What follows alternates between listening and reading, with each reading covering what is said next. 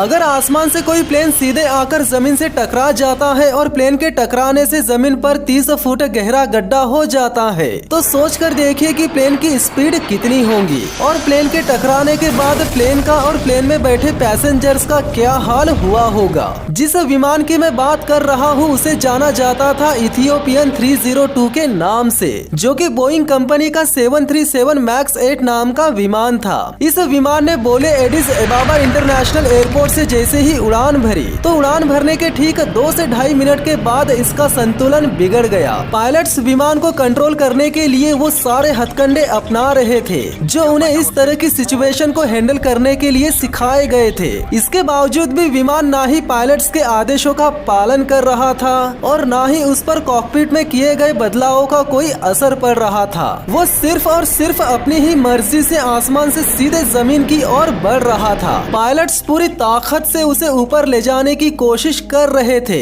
और प्लेन पूरी ताकत से नीचे जा रहा था, मानो कोई अनजान शक्ति उसे जमीन की ओर ले जा रही हो। और फिर वो वक्त भी आ गया जिसके न आने के लिए प्लेन में बैठे 157 पैसेंजर्स प्रे कर रहे थे, यानी आखिरकार विमान जमीन से आकर टकरा गया और निशानी के तौर पर छोड़कर गया 30 फुट का गहरा गड्ढा और इंसानों के शरीर के चीथड़े। तो चलिए गाइस जानते हैं इस हादसे के पीछे की असली वजह। इसके अलावा जानेंगे कि वो कौन सी अनजान शक्ति थी जिसने विमान को सीधे जमीन पर लाकर पटक दिया, और जानेंगे कि विमान के जमीन से भिड़ जाने के बाद विमान की और विमान में मौजूद लोगों की क्या दुर्दशा हुई। गाइस अगर आपने अभी तक रहस्य लिमिटेड चैनल को सब्सक्राइब नहीं किया है तो चैनल को सब्सक्राइब कर लीजिए, साथ ही साथ बेल आइकन को भी दबा दीजिए। नमस्कार दोस्तों, मेरा नाम है विकी पाटिल और स्वागत है आपका रहस्य लिमिटेड चैनल पर। 10 मार्च 2019 को फ्लाइट 302 इथियोपिया के बोले एडिस एबाबा इंटरनेशनल एयरपोर्ट से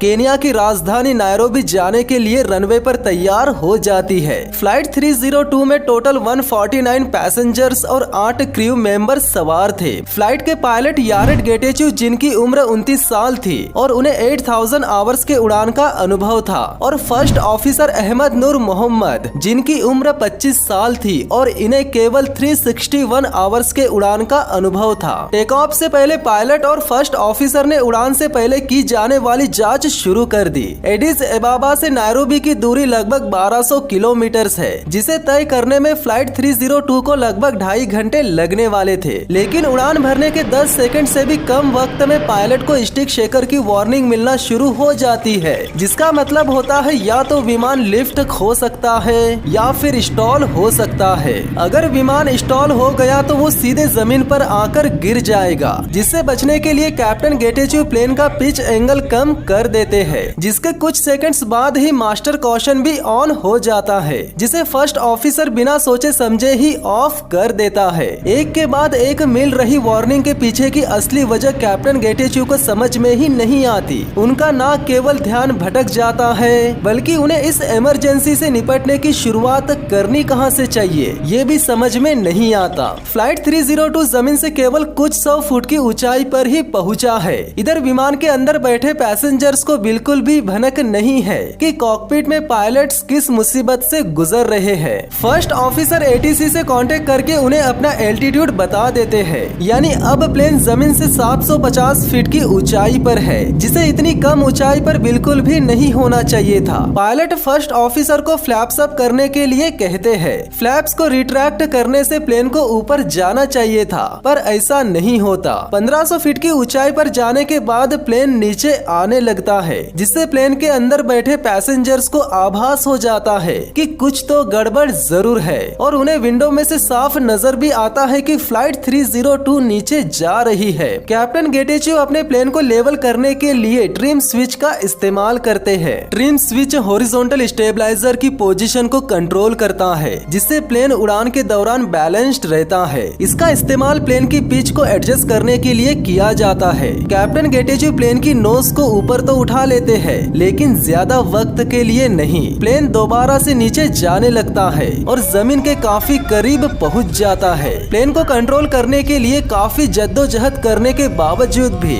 जब प्लेन कंट्रोल नहीं होता तो कैप्टन गेटेचू दोबारा एटीसी से कांटेक्ट करते हैं और उन्हें फ्लाइट कंट्रोल से जुड़ी प्रॉब्लम्स बता देते हैं और प्लेन को 6000 6500 फीट की ऊंचाई पर जाने की इजाजत मांगते हैं। एटीसी कंट्रोलर उन्हें न केवल 6500 फीट की ऊंचाई पर जाने की इजाजत दे देता है, बल्कि फ्लाइट कंट्रोल वाली बात सुनकर ये भी समझ जाता है कि बाकी विमानों को 302 विमान से अलग रखना है। कैप्टन गेटेच्यू के आदेश पर जब फर्स्ट ऑफिसर 6500 फीट की ऊंचाई सेट कर देते हैं, तब प्लेन की स्पीड काफी ज्यादा बढ़ जाती है, जिसके बाद वे स्पीड कम करने के लिए प्लेन की नोज को ऊपर उठाने की पूरी जी जान से कोशिश करते हैं। इसके बावजूद भी प्लेन ऊपर नहीं जाता, बल्कि वो दुगनी ताकत से नीचे आते रहता है। जिसके बाद कैप्टन हार मानकर एटीसी से कांटेक्ट करके वापस एयरपोर्ट की ओर आने की परमिशन मांगते हैं। परमिशन मिलते ही जब प्लेन वापस एयरपोर्ट जाने के लिए मुड़ता है, तब वो तेजी से नीचे जाने लगता है। वापस मुड़ने के दौरान यहाँ सीन ऐसा होता है कि पायलट जितनी जी जान से विमान को ऊपर ले जाने की कोशिश करते रहता है, उतनी ही जी जान से विमान नीचे जाने की कोशिश करता है, मानो पायलट और विमान के बीच कोई युद्ध चल रहा हो। पायलट ताकत लगा रहा है विमान को ऊपर ले जाने के लिए और विमान ताकत लगा रहा है खुद को नीचे ले जाने के लिए, और अंत में आखिरकार जीत विमान की ही हो जाती है। यानी प्लेन 302 फुल स्पीड में न केवल जमीन की ओर बढ़ता है, बल्कि फुल स्पीड में ही जमीन से टकरा भी जाता है, जिससे जमीन में 30 फुट का गहरा गड्ढा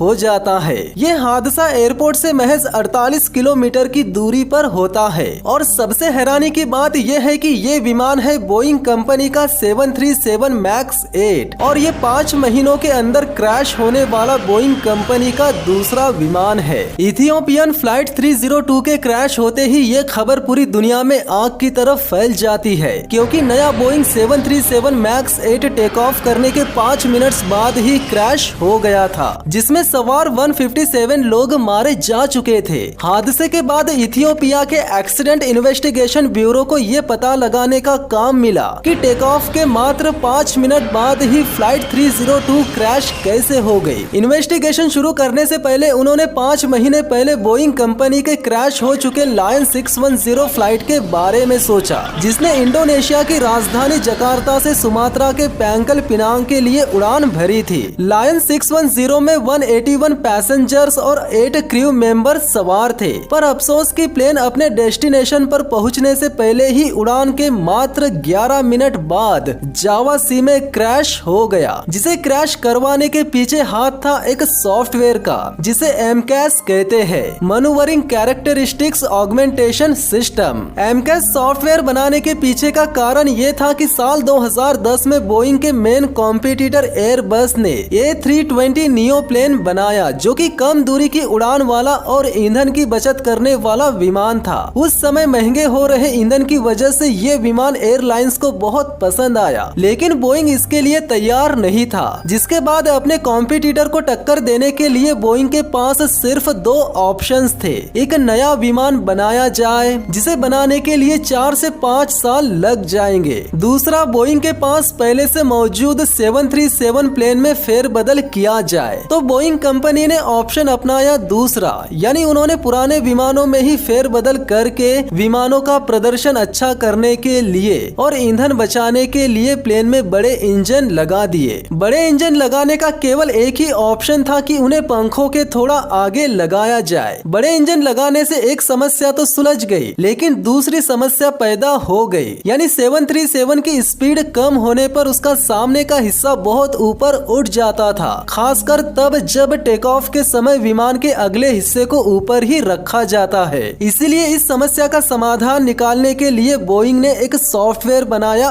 एमकैस, जिसका काम था विमान की कम स्पीड का पता लगाकर उसके अगले हिस्से को नीचे झुकाने का। इंडोनेशियन इन्वेस्टिगेटर्स के मुताबिक लायन 610 का एक एंगल ऑफ अटैक सेंसर काम नहीं कर रहा था, जिसके चलते एमकैस तक विमान की स्पीड की सही जानकारी पहुंच नहीं रही थी। इसीलिए एमकैस को लगा कि विमान काफी तेजी से ऊपर जा रहा है, जिसके चलते एमकैस तब तक बार बार एक्टिव होता रहा जब तक कि प्लेन जावा सी में क्रैश नहीं हो गया। वैसे गाइस, मैंने लायन 610 फ्लाइट पर एक डिटेल वीडियो बना ली है, जिसकी लिंक आपको कमेंट बॉक्स में और डिस्क्रिप्शन में मिल जाएगी। तो इस वीडियो को पूरा देखने के बाद आप लायन 610 की वीडियो जरूर देख लीजिएगा। तो चलिए अब जानते हैं कि इथियोपियन 302 को क्रैश करवाने के पीछे किसका उसका हाथ था। इथियोपियन इन्वेस्टिगेटर्स पर अब ये पता लगाने का प्रेशर है कि क्या इथियोपियन फ्लाइट 302 भी एमकेएस की वजह से ही क्रैश हुआ या किसी और वजह से। इन्वेस्टिगेशन शुरू करते ही सबसे पहले इन्वेस्टिगेटर्स एयर ट्रैफिक कंट्रोलर से पूछताछ करते हैं। पूछताछ के दौरान ये बात क्लियर हो जाती है कि इस हादसे में एयर ट्रैफिक कंट्रोलर की ओर से कोई भी गलती नहीं हुई थी। साथ ही साथ इन्वेस्टिगेटर्स को ये भी पता चलता है कि फ्लाइट के टेक ऑफ करते ही फ्लाइट में दिक्कतें पैदा होना शुरू हो गई थी। एयर ट्रैफिक कंट्रोलर से पूछताछ करने के बाद इन्वेस्टिगेटर्स फ्लाइट 302 के रडार की जांच पड़ताल करते हैं, जहां उन्हें पता चलता है कि विमान टेक ऑफ के कुछ देर बाद ही बार बार ऊपर नीचे जाने लगता है, जिसके बाद कैप्टन 6500 फीट की ऊंचाई मेंटेन करने के लिए ऊपर बढ़ते हैं, लेकिन वे 6200 फीट की ऊंचाई तक ही पहुंचते हैं। और जब प्लेन वापस एयरपोर्ट की ओर आने लगता है कि तभी वो तेजी से नीचे जाकर जमीन से टकरा जाता है। इसके बाद इन्वेस्टिगेटर्स ये जानने के लिए मलबे के एक अहम हिस्से को देखते हैं कि क्या वाकई में एमकेएस हादसे के लिए जिम्मेदार था या नहीं। इन्वेस्टिगेटर्स एक जैक स्क्रू नाम के डिवाइस को देखते हैं, जो कि प्लेन के हॉरिजॉन्टल स्टेबलाइजर को कंट्रोल करता है, यानी प्लेन की पिच को एडजस्ट करने के लिए बॉल नट जैक स्क्रू के साथ मूव करता है। यहाँ ये डिवाइस इन्वेस्टिगेटर्स को साफ साफ बता देता है कि प्लेन फुल नोज डाउन में चला गया था, यानी स्टेबलाइजर एक एक्सट्रीम नोज डाउन पोजीशन में सेट हो गया था, जिससे इन्वेस्टिगेटर्स को ये बात तो पता चल चुकी थी कि प्लेन को फुल नोज डाउन पोजीशन में सेट करने वाला